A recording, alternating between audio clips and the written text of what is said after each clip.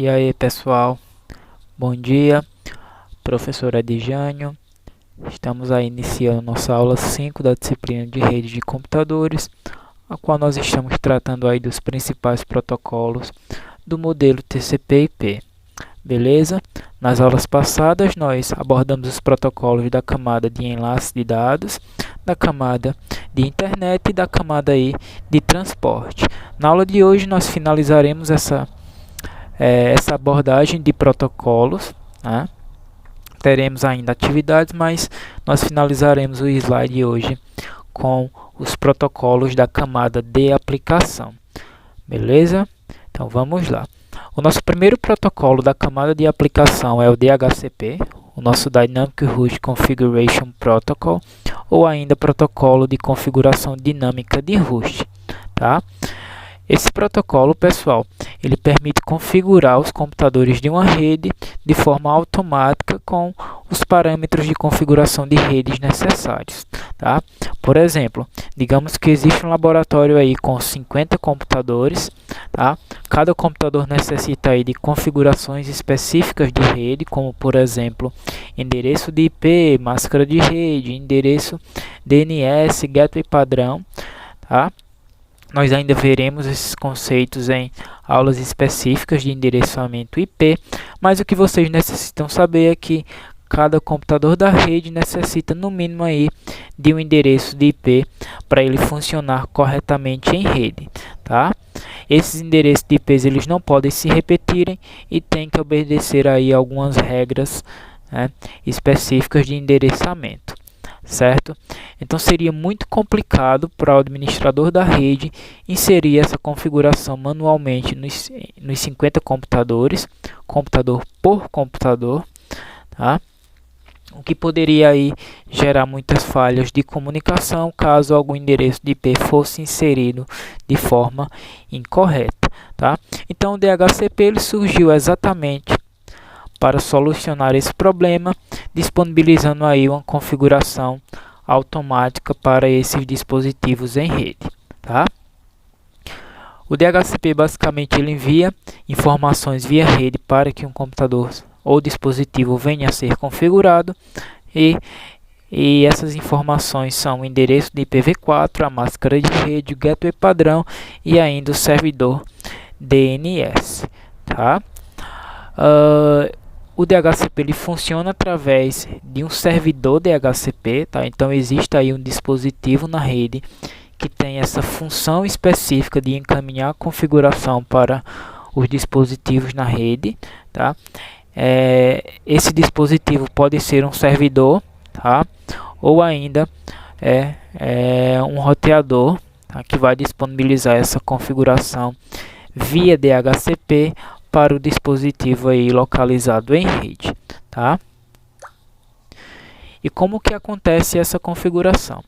Quando qualquer dispositivo é ligado na rede, ele não possui endereço de IP disponível, certo? Uma vez que ele não está inserido naquela rede ainda, uma vez que para ser inserido ele também necessita aí ter configurações de IPs de acordo com aquela rede, tá? Então basicamente o dispositivo, como ele não tem um endereço de IP, ele envia aí uma mensagem do tipo broadcast, que é uma mensagem para todos os dispositivos da rede, solicitando aí um endereço de IP ao servidor DHCP, tá? O dispositivo também não sabe quem é o servidor DHCP, então ele encaminha para todo mundo, tá? Então, quando todos os dispositivos receberem, quem for o servidor DHCP vai abrir a mensagem, certo? Vai checar se existe um endereço disponível para o dispositivo.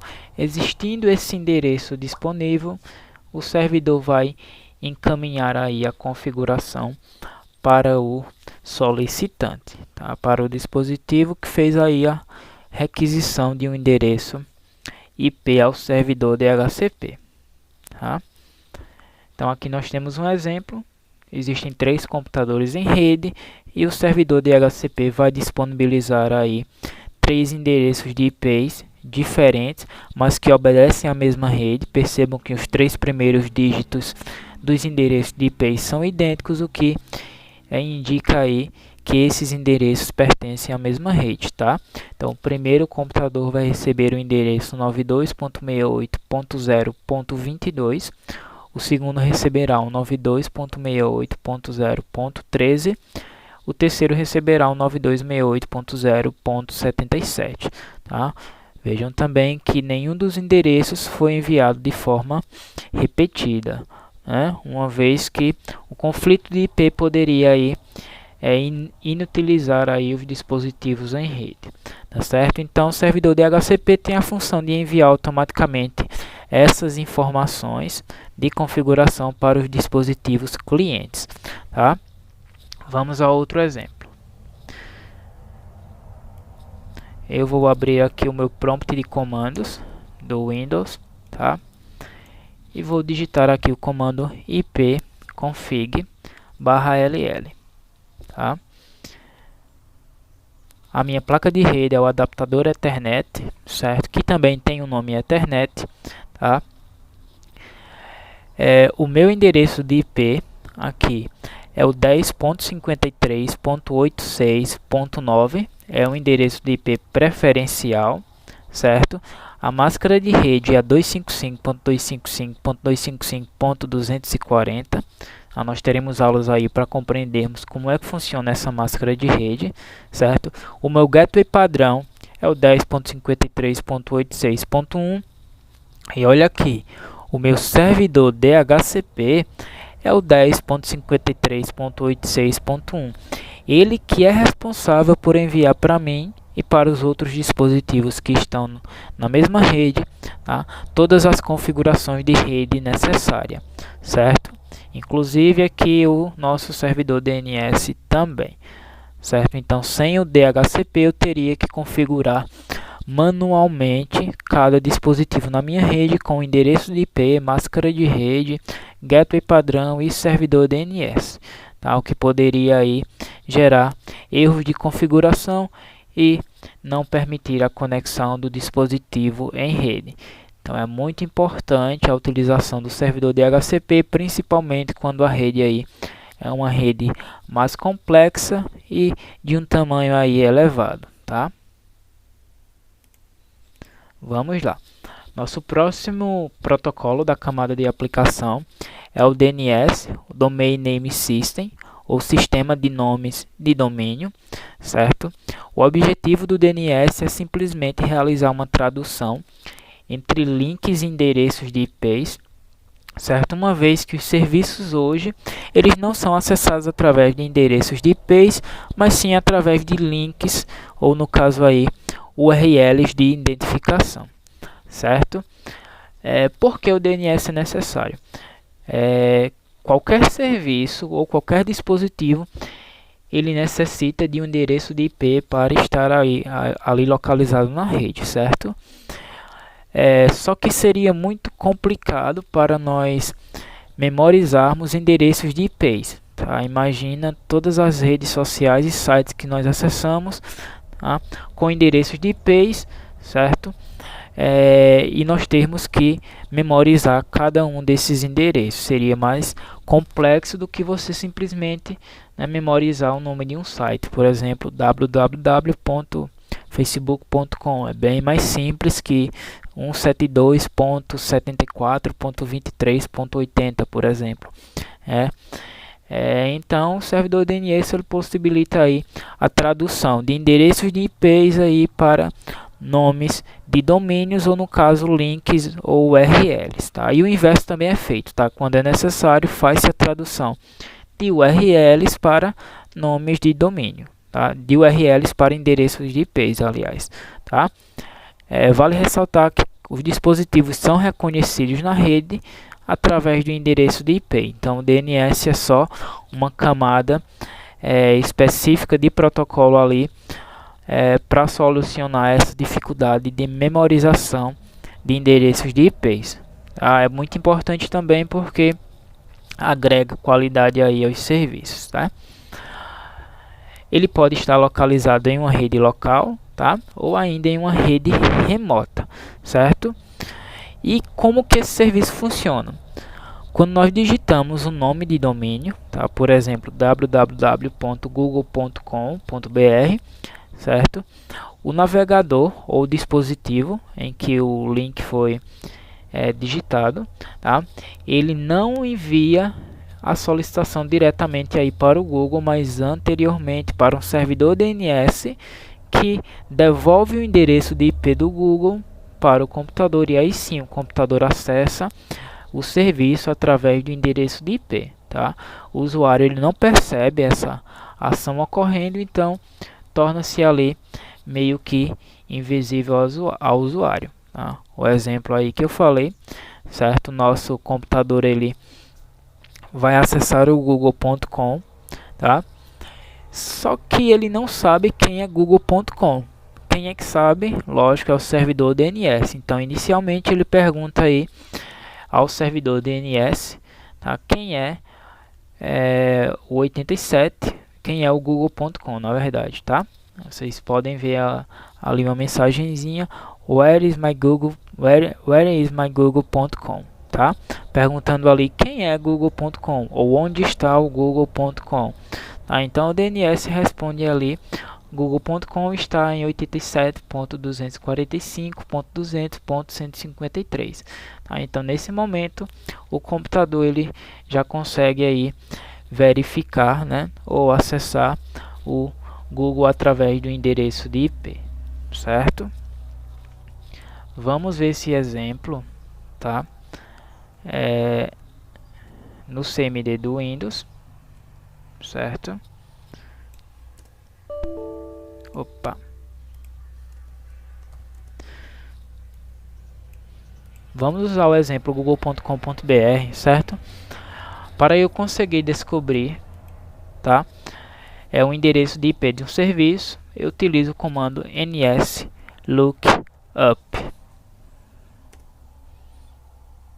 certo? Ele me mostrou aqui o meu endereço de IP do servidor da minha rede, na verdade, tá? Então vamos agora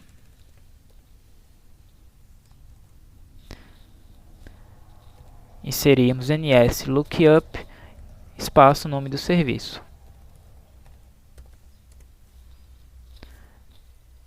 Certo? Então, o google.com.br ele tem o endereço 216.58.215.67. O acesso é realizado através desse endereço.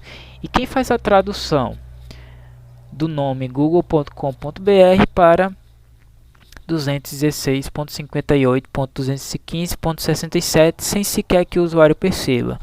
Esse meu servidor aqui, ó. Esse é o meu servidor DNS de endereço 45.225.23.195. É o meu servidor DNS da minha rede, né, que faz aí a tradução do link google.com.br para 216.58.215.67. Tá? Não só desse link, mas de qualquer link que eu inserir. Caso não exista, certo? Nesse servidor, o endereço do link especificado, esse servidor DNS encaminha para um DNS aí remoto, geralmente o 8.8.8.8, que é o DNS da Google. E esse DNS aí tem uma grande quantidade de link, possivelmente ele terá o meu endereço, o endereço de IP para o link que eu especifiquei, tá certo? Então vamos prosseguir. Chegamos ao HTTP, é o Hypertext Transfer Protocol, o protocolo de transferência de hipertexto, tá? É o protocolo aí que fornece serviços web, tá? Que permite aí que objetos web sejam consultados em uma rede de computador, padrão WAN, por exemplo, a internet, certo? E o HTTP ele nada mais faz que transportar objetos como imagens, textos, vídeos através aí do serviço ou da estrutura da internet, certo? É o coração da internet, tá? Uma vez que sem o HTTP nós não teríamos páginas web ou serviços web rodando ali funcionando, tá? Então basicamente quando um cliente ele ele vai lá no navegador, né, digita ali o link especificando que ele quer acessar um site, tá? Existe todo o procedimento de consulta no DNS e em seguida aí envia-se requisições HTTP para o servidor HTTP, tá? Em que aquele serviço está armazenado, aquele site, página web, né, ou qualquer serviço da internet está armazenado, e o servidor ele responde devolvendo aí através de mensagens HTTP, tá? Os diversos recursos daquele site, como texto, imagem, vídeos, né, animações e etc. Tá? O HTTP ele trabalha sobre o TCP, que é o Transfer Control Protocol, que é o protocolo aí que permite a transferência de dados com segurança e com confirmação de entrega, uma vez aí que o HTTP necessita aí de uma transmissão confiável que gere confirmações de entrega, né? Que você tenha aí a certeza que no final da comunicação todos os dados foram entregues corretamente, tá? Um exemplo aqui, nós temos aí clientes, certo? HTTP clients, utilizando aí navegadores web, que são os web browsers, certo? Eles enviam aí uma mensagem HTTP do tipo aí request message, né? Solicita aí, né, arquivos ou, né, não arquivos, mas mídias, né, de páginas web, tá? O servidor HTTP ele recebe a mensagem, certo? E devolve aí através de um response message, né, que é uma resposta à mensagem de request, devolvendo aí, tá, os recursos HTTP solicitados, certo? E o HTTP trabalha aí sobre o TCP, certo? Que disponibiliza aí a confirmação de entrega das mensagens, tá? Eu vou abrir o meu navegador para mostrar uma coisinha para vocês, certo? Quando eu digito aqui, pessoal, por exemplo, google.com, tá? Inicialmente vocês nós não temos a noção que está sendo aí utilizado o HTTP, mas quando eu clico melhor na URL, né, no meu link duas vezes, ele de cara me mostra aqui, ó, o protocolo utilizado para transferência aí ou comunicação em serviços web, tá? Que é o HTTP. Mas professor, e esse S? Por que HTTPS? Tá? O S, pessoal, significa security, né? A versão HTTPS é uma versão segura do HTTP que permite aí utilizar criptografia mantendo as mensagens seguras durante o tráfego, certo? Impedindo aí que as mensagens sejam lidas quando elas forem aí interceptadas por um hacker, por exemplo, tá? Então, todos os serviços web utilizam aí o nosso HTTP e se implementarem uma camada de segurança utilizarão aí o HTTPS, beleza? E vamos para o SMTP, que é o nosso Simple Mail Transfer Protocol, ou protocolo simples de transferência de e-mail, tá? O SMTP ele é responsável aí pela transferência de e-mail entre a origem e o destino, tá? Ou entre remetente e destinatário, certo? Trabalha também sobre o TCP, uma vez que um e-mail necessita de confirmação de entrega, né? Quando você encaminha um e-mail, você necessita saber se aquele e-mail foi recebido pelo destinatário, né? Então, esse serviço aí é disponibilizado pelo Transfer Control Protocol, ou no caso aí o TCP. Tá? Sem a utilização do TCP, nós enviaríamos um e-mail, mas não teríamos a informação de que aquele e-mail chegou ou não ao destinatário, tá? Basicamente, existem servidores de e-mails localizados na internet ou disponibilizam aí os serviços na internet, tá? E existem ainda servidores locais, certo? Que são quando pessoas ou organizações aí mantêm, né, um servidor ali de e-mail para rede interna, por exemplo, uma organização, né, uma empresa que possui sistemas ali ou serviços em rede para os clientes, né, e para os funcionários daquela organização, e se tem ali um servidor SMTP para que os e-mails sejam trocados entre os funcionários, tá? Então é necessário aí eles terem um servidor SMTP de acesso local, tá? Mas nada impede que esse servidor SMTP seja também, né, colocado em rede, né, externa aí, para que usuários remotos possam trocar e-mails com a organização, tá? Geralmente a extensão utilizada para os e-mails são do tipo AUT, tá? Que define aí as credenciais do usuário. Se o usuário pode ter a permissão para receber aquele e-mail, tá? Ou permissão para acessar, né, os dados daquele e-mail, certo? Um exemplo, nós temos aí dois usuários, Jason e Boss, certo? O Boss ali é o chefe de Jason, possivelmente, né? Jason encaminha uma mensagem via SMTP para o servidor, né, da Yahoo, do chefe. Percebam que existem dois servidores, tá? Um mail service do tipo Gmail e um mail server do tipo Yahoo, tá? Cada domínio de e-mail possui aí um servidor específico localizado remotamente na rede. Quando o Jason envia uma mensagem para o seu chefe, né, essa mensagem ela passa inicialmente pelo servidor de e-mail do Gmail, né, que é o serviço utilizado por Jason. Ela fica armazenada nesse servidor, tá? O servidor encaminha para o servidor da Yahoo. Essa mensagem fica armazenada também nesse servidor, e o chefe aí de Jason pode ir ao mail server da Yahoo e acessar a mensagem sempre que necessário, tá? E essa mensagem é acessada através de um protocolo denominado IMAP ou ainda POP3. Se o SMTP permite o encaminhamento e recebimento de mensagens, o IMAP e o POP3 permite aí a consulta dos e-mails no servidor, tá, de e-mail especificado, certo? Então, pessoal, basicamente essa foi a aula. O conteúdo é um pouquinho complexo, certo? Mas em caso de dúvidas, mandem uma mensagem aí ao professor, que com certeza ele irá saná-la, certo? Espero que tenham compreendido. Bons estudos e até a próxima.